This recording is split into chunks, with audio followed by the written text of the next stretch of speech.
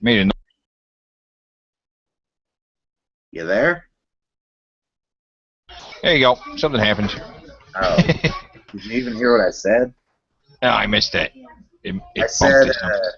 you can't ever trust anybody in a movie, no matter who they are, saying that the movie's going to be good because they have no choice but to say that. Right. Nobody is going to I, honestly say, yeah, the movie's probably going to suck, just so you know. well, I mean, how much did they pay James Cameron to do that little video thing on how much he loved to Terminator Genesis? Everybody keeps saying that. Has nobody stopped to consider maybe he actually did really like the movie? Because I liked it.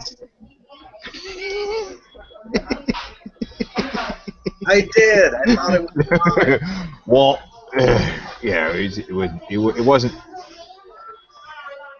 I don't But consider the why? Terminator. I don't You really consider the believe James Cameron liked it, though? yes. I think, like me, he doesn't consider the Terminator lore to be fucking sacred. Oh, we're talking about how we disagree with Teddy that Genesis was bad. Oh, both of you liked it. Best on the subject. Both of you liked it, huh? That's crazy. Yep. It just, Pair of I don't lunatics. know.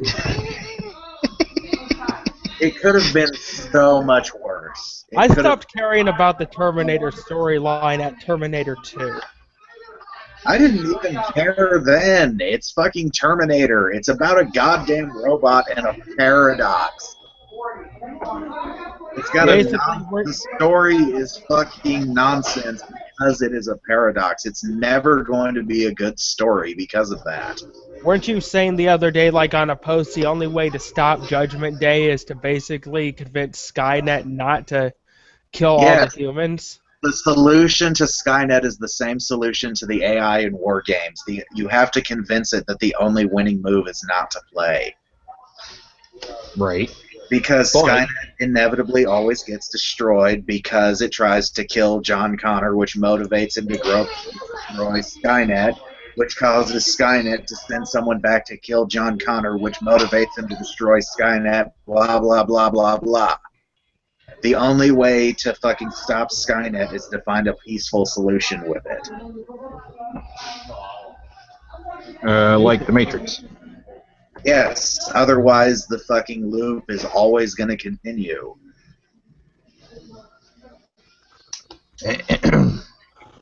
Well, they hadn't seen the Matrix yet. Uh, I wouldn't call what happens at the end of the Matrix a peaceful solution. I never believed at the end of Matrix Revolutions that the peace was actually going to last. And then the Matrix Online basically confirmed that no, it didn't. The, the Matrix Online. Did that It's canonical. was that any good? Is that any? Was that good?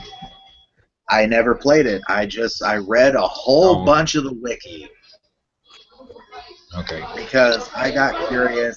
My first question was, does Neo ever come back? The answer is no. Well, no, I think the answer is actually yes. I don't fucking remember. The story gets really, really, really, really, really fucking stupid in the Matrix Online. Once you read what Oh, happened in the story on the Matrix Online, the fucking two sequels seem like brilliant movies by comparison. well, is it really that much better? Is it, or worse than the movie? Yes, fucking stupid is what it is. It's fucking random shit that people are coming up with on like a monthly basis because the idea with the Matrix Online was, oh, we're going to be constantly changing the story in real time, and you're going to go into every building of every room of every building in this giant mega city, and people are going to be doing bullet time and yeah, and it failed in every fucking regard and was based. I think the servers were shut down within 5 years. Well, I mean, yeah, but it's really ambitious. It was really ambitious. The Wachowskis are ambitious as fuck, if nothing else. And I gotta applaud him just for being ambitious. You know, regardless of how badly XFL turned out, gotta give him some credit for trying. Right? No, you don't. Fuck XFL. XFL was funny. XFL was the worst idea Vince McMahon has ever had, and that is fucking saying something. Well, but it's football. I with enjoyed bullet time. I enjoyed it. I thought it was hilarious. Not the bullet time. With cameras in the helmets? It wasn't even the bullet time like that. It was the stripper fucking cheerleaders, the attempt to do like WWE storyline in the football season. Oh, do you remember the relaunch of American Gladiators? I remember Hulk Hogan, and that's it.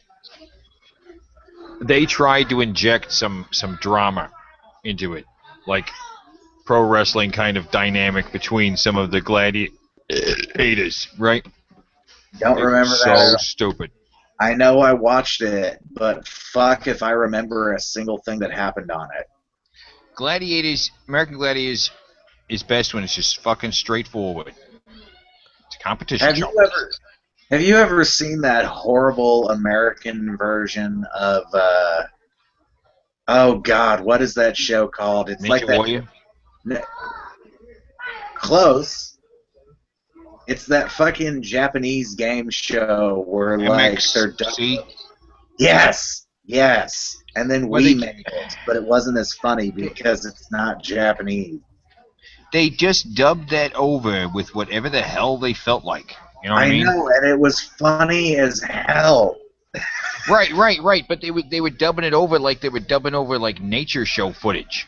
Like, hello, I'm a dog. Look at me, I got floppy ears. It's like they did not care. These were not humans to them. These Japanese people were just like, hey, who are these people? I don't know. They have families. They have children. Yeah, but he's like, right out, my balls just exploded. It's just like, okay, whatever. They come up and pump their fists like, yeah, and the dub's like, I survived herpes. Exactly. It's like, I applaud that show for what it was, because any fans from Japan would see the American version and be like, I am deeply insulted. Like, this is how Americans see Japanese? Like, yep. Yes, it is. They would say shit like the blue team and the red team are like people with AIDS versus people with cancer, or like cannibals versus stranglers. They're like people in the service industry versus porn stars. Oh my god, I love that. It's one of my favorite shows of all time, dude. It's just so fucking great. It's like it's like watching Whose Line Is It Anyway? Right. Except much worse. With a lot less. I mean, they must have had fun putting that thing together. I mean, because it was no work at all. You know, they just watch this Japanese show and come up with a bunch of jokes and then read over the lines and stuff. Actually, you know what it's like? It's a lot like watching Stranglemania. John, Stranglemania? What's that? It's the... I think maybe it's their stuff now, but the one I remember was like Japanese wrestling with like fucking barbed wire matches and barbed wire pit matches, and this one fight where this big fat Japanese bitch fights this little bitty tiny Japanese girl, and the little bitty tiny Japanese girl picks her up and fucking pile drives her. But the whole time, instead of the actual fucking commentators, it's ICP. And I don't like ICP, but they're funny as fuck when it comes to wrestling. Nobody likes ICP. John does.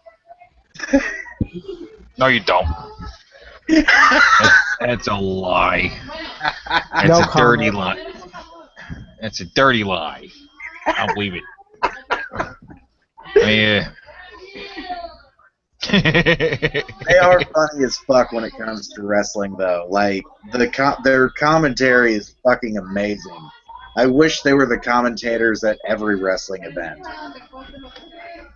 because They are. Yeah. they're like the old school ones. They get all excited and start shouting and shit and fucking freaking the fuck out over what's happening in the ring.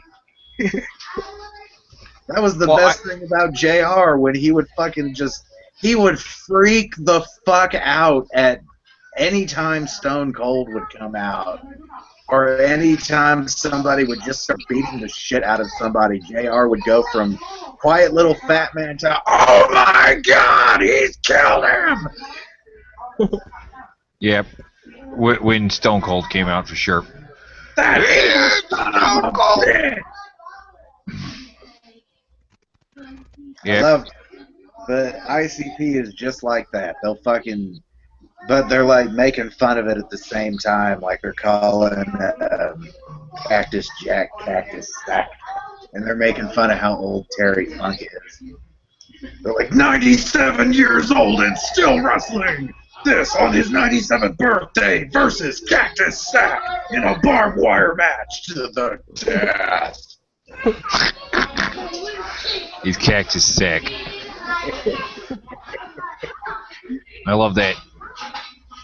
I love Botchamania. That's what I watch. I love Botchamania too. That dude has a great eye. Yeah. He's got a great eye and a great ear. Oh yeah. I'm sure there's a lot of fans who are like helping him out though. I know, but my God, people notice shit that I don't notice. Like I can hear Cena talking, calling shots during his matches, but I can never tell what he's saying. Mm-hmm. But then again, if I went back and rewatched the footage over and over again, because he's always saying the move he's about to do. Shoulder block, leg drop. Oh yeah. How about He's real bad about that. He's one of the worst. What? Who is? Cena, when it comes to calling shots in ring, like saying out loud to the other guy what to do. Oh yeah, that's why he gets a whole segment. He's good at coming up with an entire match. I'll give him that. Because Cena might be a douchebag, but he does have good matches occasionally. Well, I mean, okay. I don't personally have a problem with John Cena. Everybody's hating on John Cena. I'm like, that's because you're not a wrestling fan, buddy. I'm not into it much at all. Yeah. You know what I mean? You have to be into it to understand the problem. And what's your problem with John Cena? Overexposure. The ceiling. He's what? He's the ceiling. Once you start getting big, John Cena will show up and destroy your momentum because nobody can ever go over John Cena. He's just like Hulk Hogan was, and that's not a good thing. It's really bad for other talent, and it fucking crushes people's careers. Okay. So he's just topping everybody. That's the problem. Yes, he's Superman. He can never lose. And he has broken so many people's momentum over the years, like people who are on fire. And then John Cena fights them and makes them look like a bitch. Yeah. He'll kick out of your kinda funny, though. finishers. He won't tap out to your fucking submission moves. He'll stop you at every turn, no matter what you hit him with. He'll always get back up and F you, and you win, or he wins. Right. And he kind of exploits sick children and veterans. He doesn't really exploit sick children as much as he exploits veterans. He uses veterans to get, like, cheap cheers. Like, people are booing me. I gotta get some cheap love. So I'm gonna talk about veterans for a second and how much I go see them. He does though. He And goes it's sees just- them all the time. He does. Admittedly, he does. But at this point, people hate him, and he knows they hate him. Everybody knows that everybody hates John Cena. It's not a secret. And people aren't cheering for him. They are booing him very, very, very, very loudly. The main reason why I understand why people hate Cena is because he's been the same character for 15 plus years now, since like 2000. He hasn't really had any development or any change to the way he acts and all that, and it's like basically getting the same thing every night shoved down your throat, because you can pretty much predict how his matches are going to go, like from start to finish. You can tell when he's going to do his finisher and how the whole thing's going to play out. So You can always guess what matches he's going to lose and what matches he's going to win. You know every spot he's got. He never fucking changes up his moveset. Again, it's just like Hulk Hogan. People are just fucking sick of him. It's so lame at this point. He's so squeaky clean and fucking lame. And we want him to just go away.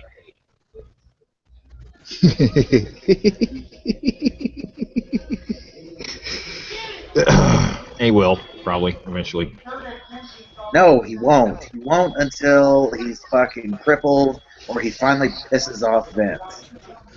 And even then, once he retires from ring, he'll probably just do some shit behind the scenes, and we'll have to deal with his stupidity as a manager or an announcer or some shit. Probably an announcer. Yep. They'll use him to replace Michael Cole, so all the commentators are now former wrestlers who've been hit in the head way too many times. Well, I mean, did Hulk Hogan ever announce? Other than yes, no. He's been a guest announcer, but not like a full-time job announcer. Although with Cena being an announcer, I think I'd be able to stand that a lot more than Michael Cole. Yeah.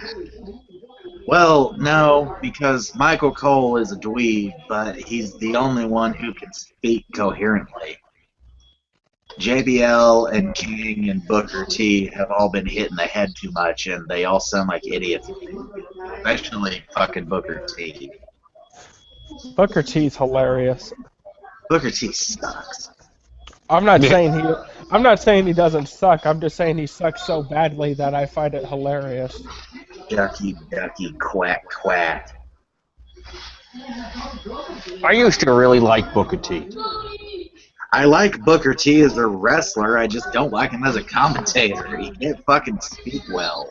Just like I used to like JBL yeah. as a wrestler, but I hate him as a commentator. Who? JBL. I never liked JBL as a wrestler. Well, yeah, I did. I hated him. I liked him when he had his like little anti-Mexican thing where he kept on saying they need to build a wall around Mexico and shit. I'm here at the Mexican border, and I'm fighting illegals. Beating the shit out of Mexicans and throwing them back across the border. That was good TV. Oh god, that was great TV. I was like, oh my god, are they really doing this? Vince, you racist fuck.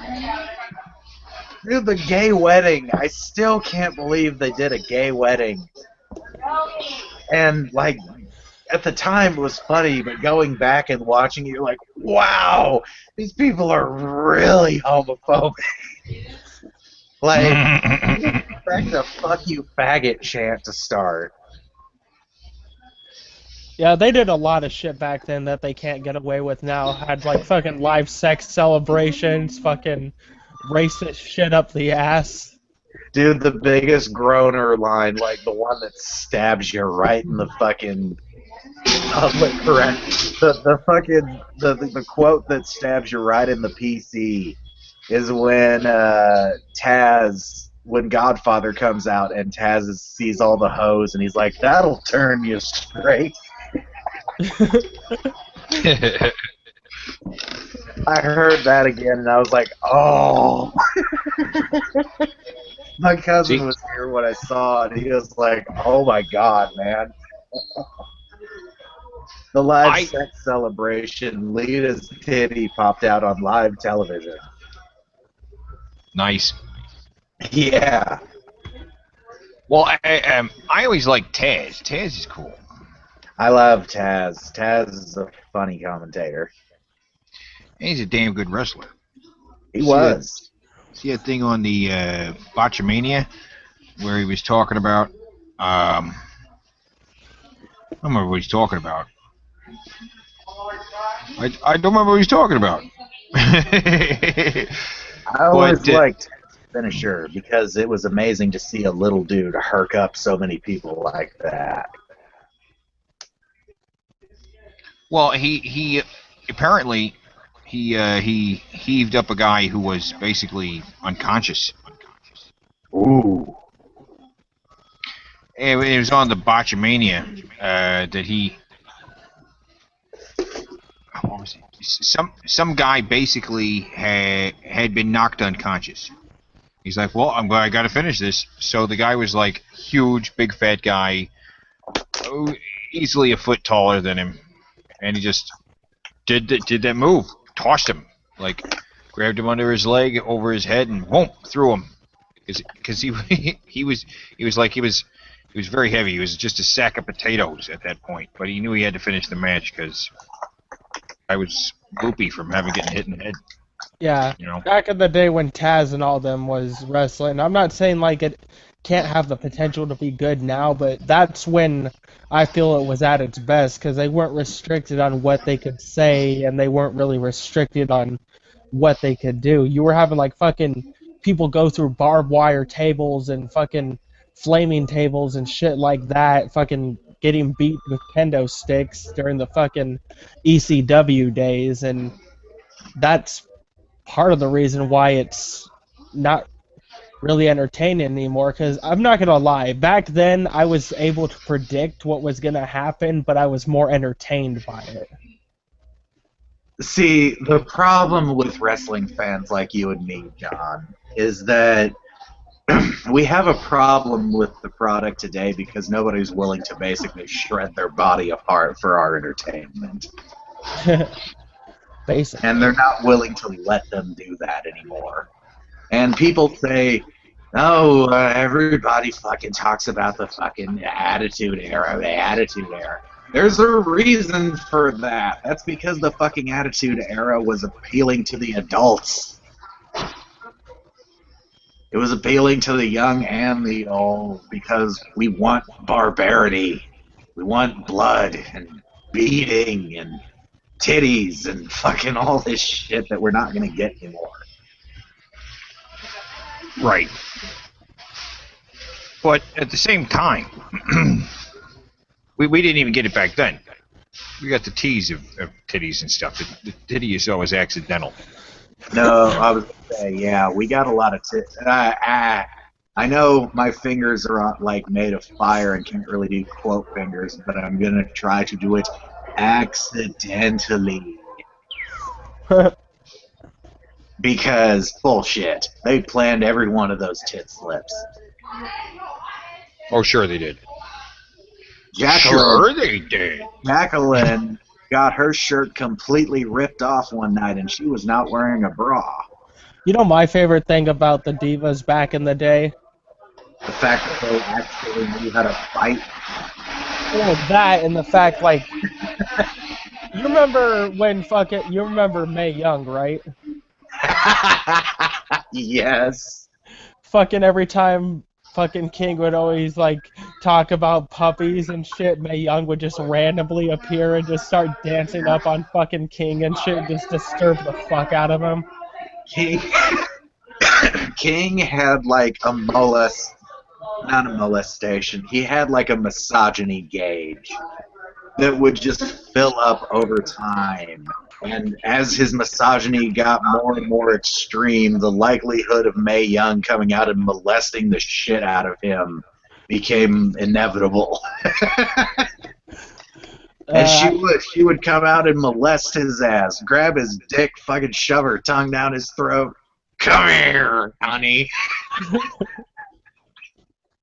Oh, I miss Mae Young. Rest in peace. Yeah, Well, she was you talk about King Lawler, though, right? Yeah. Yeah.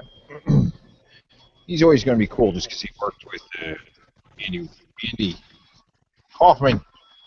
Oh, yeah, I remember that. That was a good feud. And I think that's part of the reason why King sucks now, is because he isn't able to be himself like he was back then. Well, I mean, I kind of get why they don't want King to act like that anymore, because he did kind of come off as a pig. But that's what made him funny, though. Like, beyond a character, though. Like, he started to, like, man, what kind of fucking rapist is this guy?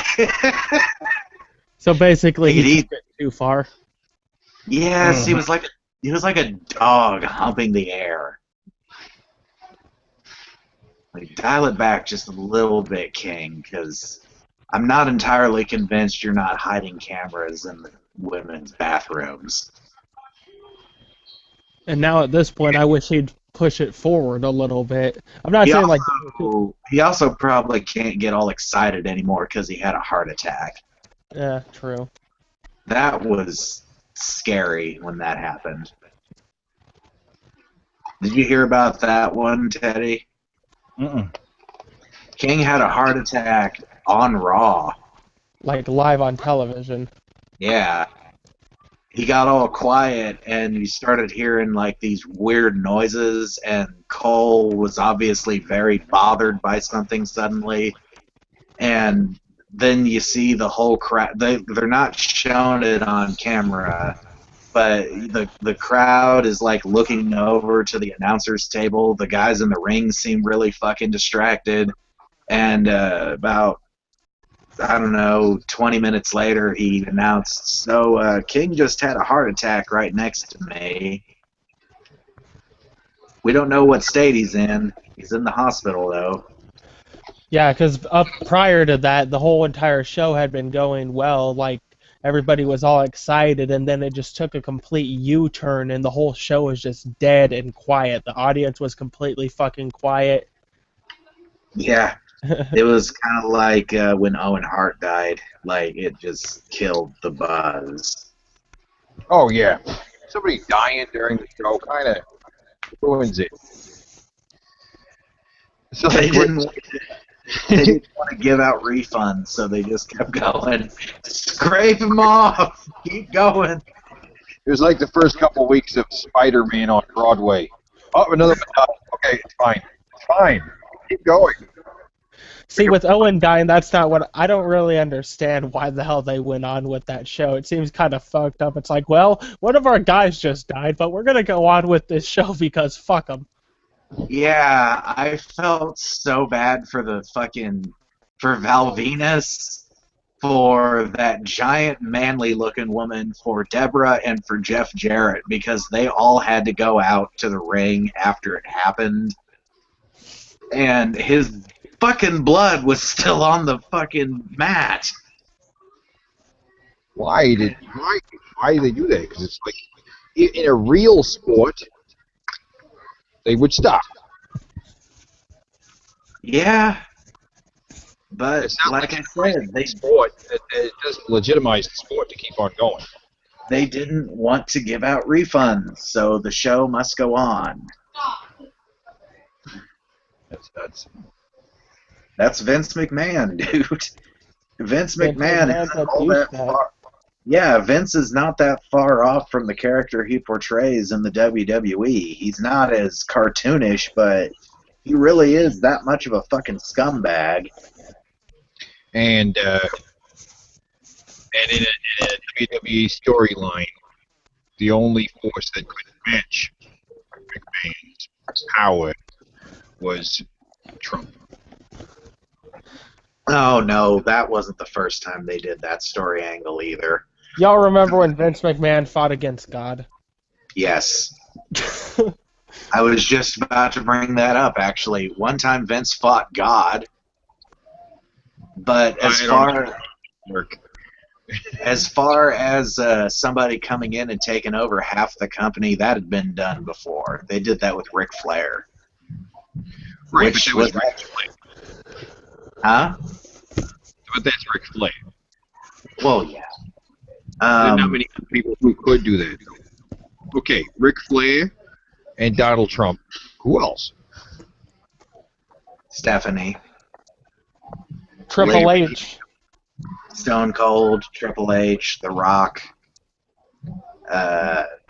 Hogan. But nobody from outside. Like, you know what I'm saying? Oh, ICP George- didn't take over. You know what I mean? George Bush. You know how fucked up that would be if ICP took over wrestling? Oh, that would change the whole dynamic. Right. I don't know if that'd be a good or bad thing at this point. That would probably be a bad thing, because they would get thrown off the air just for obscenity. Right, but that would definitely be kind of an attitude era thing. Oh, yeah.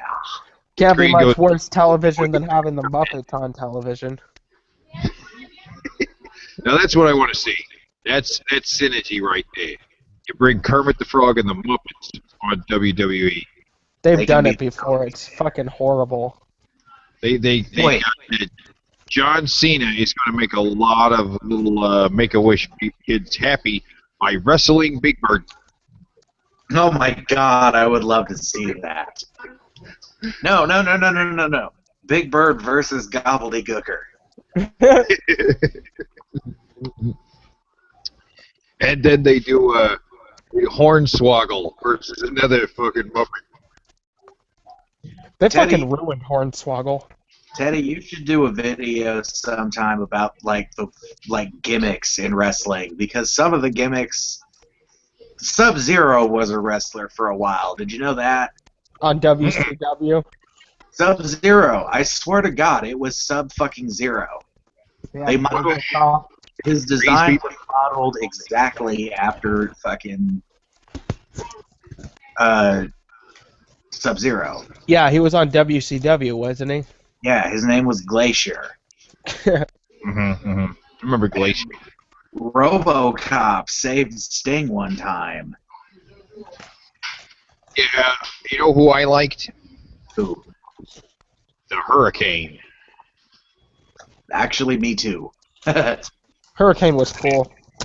Hurricane was irritating at first, but over time it started to get really funny. Kind of like the New Day. He stuck with it, with the cape thing. He was going to do his big finishing move. He had to put on his cape first. The Can we New Day. admit like New Day's the best thing to happen in wrestling in a while? They are, and it's odd considering a year ago I would have said the exact opposite. They've evolved from the most irritating, oh my God, this is all we have for the black guys, to nobody could be more entertaining right now than these three. You know who I like? Who? Chuck and Billy. So back to the gay wedding.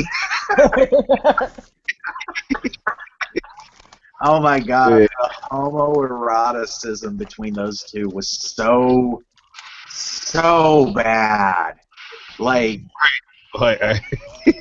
rubbing each other's fucking asses, fucking hugging each other, putting their head right on the other guy's dick. You ever wonder if they were actually gay in real life, or if it was just like they were just that good? The media thought they were gay because they sold that idea to the fucking national news. Right. The gay wedding was big news at the time. Like, people legitimately thought that was happening. Because they're dumb. Yeah, I didn't believe it was going to happen. I was fucking 13 at the time, I think, and I was like, no, they're not really going to do this. You wanna know one wrestler I can never take seriously, no matter how good he does in the ring? Disco Inferno. Dolph Ziggler. Main reason, he was a male cheerleader. I'm sorry. I can't take... What's up?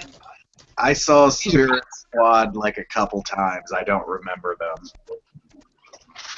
Yeah, they kept feuding with McMahon and DX and shit like that, and I'm like, yeah, no, once you do a male cheerleader gimmick, I don't care how much the company tries to change you, I'm not taking you seriously. I don't really take him seriously either, but that's just because he feels like he's a recanning of the Mr. Ass character. Well, I mean, the thing with Chuck and Billy, right? Is I'll be right back. That they were guys that were supposed to get beat up. That's their job, you know. Yeah. They won a lot, though. There's laughable, and of course they made him gay. That's good for the target audience.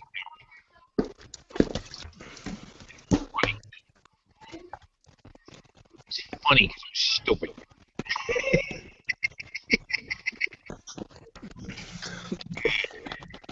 And that's what made a lot of the gimmicks back in the day work. A lot of them were extremely stupid, but it's the fact that they were funny that they actually worked so well. Now they're just stupid and not funny.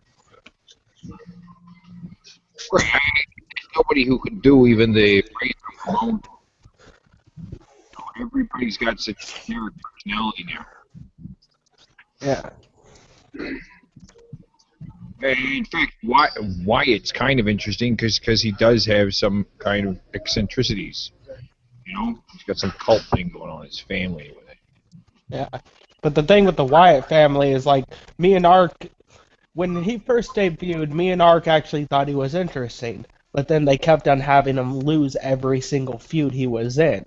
Like, they haven't had him win a match since, like, fuck knows when, or even win a feud since who knows when. So it's like, he talks all this shit and he can talk good, but it's never backed up, so it makes us not like him as much as we should. Yeah, he cuts a hell of a promo, but he's gonna lose, so there's no reason to care. Yeah. And he's gonna lose kind of badly. And you know the fucked up part about it? You know where this all started, like we were starting this conversation? With John Cena. Yes. Yep. He lost to John Cena. And ever since then, he's never been the same. It wasn't even that he lost to John Cena. He had a fucking stupid ass angle with John Cena where he was the Emperor from the Star Empire. Wars. I mean, yeah.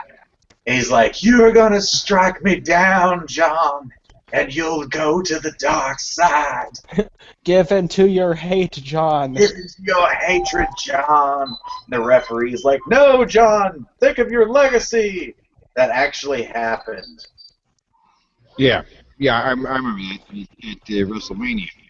That was the cheesiest thing I've ever seen. He's supposed to be. That's the whole fucking point. Say what? He's supposed to beat him. That's the whole fucking point. It's fucking lame. I know. He's like, "Come on and hit me," and I'm like, "Well, this is a wrestling match. That's the whole fucking point." For some Yeah, reason, with someone like... Go ahead. so taboo. Yeah. The thing with Bray Wyatt, it's like, he's one of those characters to where I want to be able to take him seriously. He's like this dark fucking cult leader that should be like an extreme legitimate threat that everybody be like, "Oh, look out, we better watch out for this guy." But no, it's at the point where, oh, it's just Bray Wyatt, he's just talking shit out of his ass. But I do have one problem with Bray Wyatt. He is literally a fedora wearing neckbeard.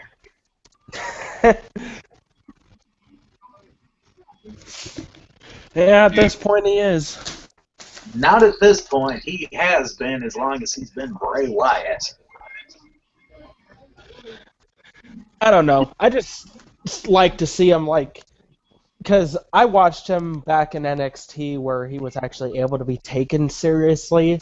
Husky Harris. Well, not that part of his career, but still. But I'm just saying, like, when you get villains like that, you want to be able to see them as a legitimate threat, and you can't do that with him. Nope. Kind of like, can you imagine if, like, they introduced Undertaker and Kane, like, as these demons of fucking hell and shit and all that, and, like, brought them up to be really cool, gave them Paul Bear and a bunch of fucking as their manager like they did, except instead of winning all the time, they would constantly lose every match. Yeah, I can see that. Yeah, that's basically how it is for Bray Wyatt. You want to be able to take him seriously, but you can't. Right. He always sets up something and he loses because he always takes on somebody like, fucking,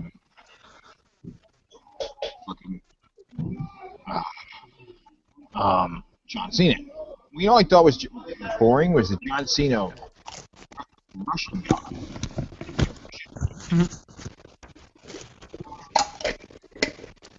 Wrestling Russian guy.